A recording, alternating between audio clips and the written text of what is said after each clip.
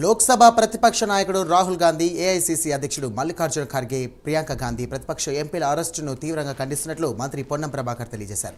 ఇది ప్రజాస్వామిక చర్య కాదని ఆయన అన్నారు. ఇక అరెస్టు చేసిన వారందరినీ కూడా విడుదల చేసి వారికి నిరసన తెలిపే హక్కును కల్పించాలని మంత్రి పొన్నం ప్రభాకర్ డిమాండ్ చేశారు. ప్రతిపక్ష ఎంపీల అరెస్టును తీవ్రంగా ఖండిస్తున్నట్లు మంత్రి పొన్నం ప్రభాకర్ తెలియజేశారు.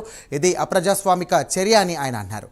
అరెస్టు చేసిన వారందరినీ కూడా విడుదల చేసి వారికి నిరసన తెలిపే హక్కును కల్పించాలని మంత్రి పొన్నం ప్రభాకర్ డిమాండ్ చేశారు.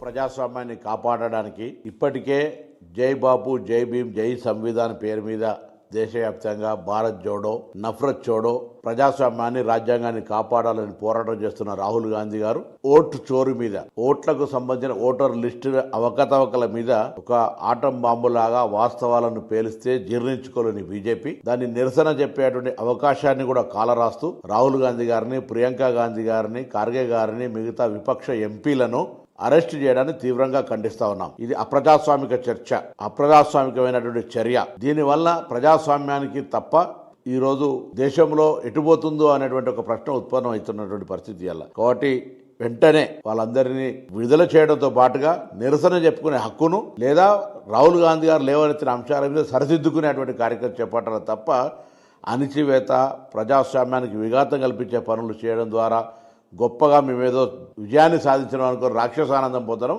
సరికాదు. అమిత్ షా, నరేంద్ర మోడీలకు, బీజేపీ ప్రభుత్వానికి అని సందర్భం